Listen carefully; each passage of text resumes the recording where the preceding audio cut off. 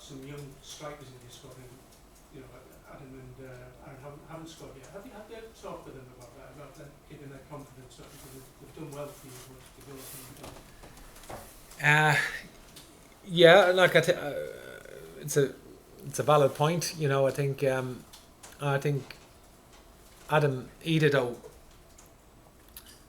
had performed very well. I felt in the previous internationals, and actually got at least one of Man of the Match awards and things like that, and you know, led the line well and ran the channels, and was offered a threat with his pace in a lot of the games, and obviously his header was inches wide against Azerbaijan in the home game, and he's frustrated himself. He, you know, it certainly bothers him that he hasn't scored yet, but he's given us an awful lot of attributes, and you know, he is the highest goal scorer we have in all our underage teams, you know, in our history. I think, you know, I think that's right, isn't it? Throughout, he's the highest, you know, he's the record goal scorer throughout the underage team, so he is a national goal scorer, but it just he hasn't been able to take one for the senior international team yet, so I'm sure that's a matter of time. You know, I think from Aaron Connolly's point of view, you know, I think it's accurate to say that there were certain penalties against Serbia away and Portugal away to put us 2-1 up 20 minutes to go, and 2-0 up midway through the second half against Portugal. There were certain penalties that weren't given, and he was fouled twice, and so he's been. Those are the margins from that point of view. Just on Adam, how have you seen him grow even in the short time since he went over to the team? Yeah, it's nearly like he's developed in the international team, really, because obviously he's found minutes hard to get at Norwich, because he obviously got injured playing against Wales in Cardiff. That ruled him out for 4 months in Norwich's promotion push last year, and he only come back towards the end of the season and had a good pre-season, scored 4 goals, but has found it difficult to get into the team at the moment at Norwich, and so his main performances have been obviously in the Carabao Cup against Liverpool, where he started in that match, and the 3 internationals, of course. So we'd want our young players playing more frequently, and all our players playing more frequently. That's what we want, but sometimes that's not possible. Gavin, if just one question needs to be prepared for the live session. Stephen, is Will Keane in contention to play this weekend, or does he need longer to bed into the surrounding? We'll have to see in that. Certainly could be involved. Whether we take him in and start him just quickly like that, maybe not. But he is a very, very good player, and obviously he's tall. His technique's very good, and he's very intelligent, and has played as a number 9, or as this season for Wigan he plays sort of as a, they say number 10, but it's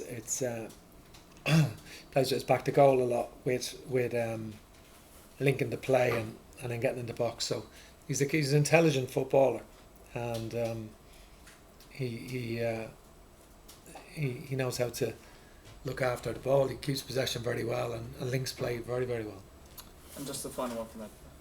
Stephen, we talk a lot about intelligent footballers, and speaking with Gavin Bazzuno yesterday, it was very evident and remarkable, really, for someone so young and for someone who's a goalkeeper to speak so smartly about the game and his knowledge of the game, his understanding of the game.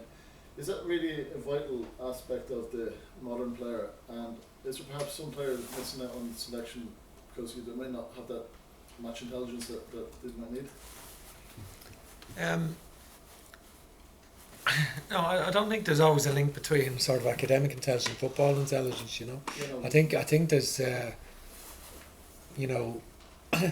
everyone is different, and I think you have to sort of respect everyone's sort of strengths and weaknesses. I think Gavin is obviously a very special young man, and that's been evident for a couple of years now, that we could see that with our own eyes, him growing into a he came in and just obviously had the experience with the under-21 team. He came in as a 17-year-old, and trained exceptionally well, showed great confidence, and has brought that into the senior international team. Obviously, making his debut at Shamrock Rovers at such a young age was a great help to him, and so he's done well. But obviously, you have to build on that, and there's always setbacks that then you have to deal with. So you can't get ahead of yourself. You have to continually do well, and there's no doubt that he has the potential to have a very good career.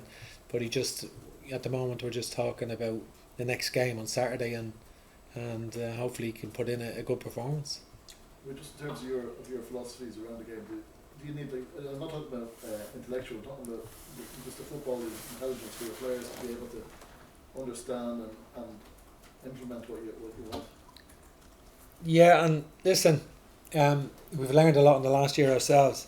Obviously, my first game was last September, and we've put together sort of a staff of over 20 people, and we're all working better now than we were 6 months ago. And I think collectively preparing the team, the players are getting a greater understanding of what we're trying to do, and I feel that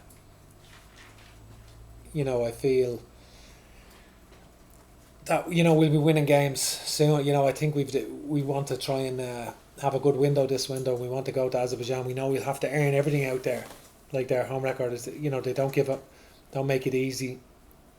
We know in the last campaign when I looked at the result, they drew a Croatia, for example, out there. So I knew before the campaign they won't get anything easy in Azerbaijan, but we want to go and win out there, and that's certainly our ambition that we want to achieve.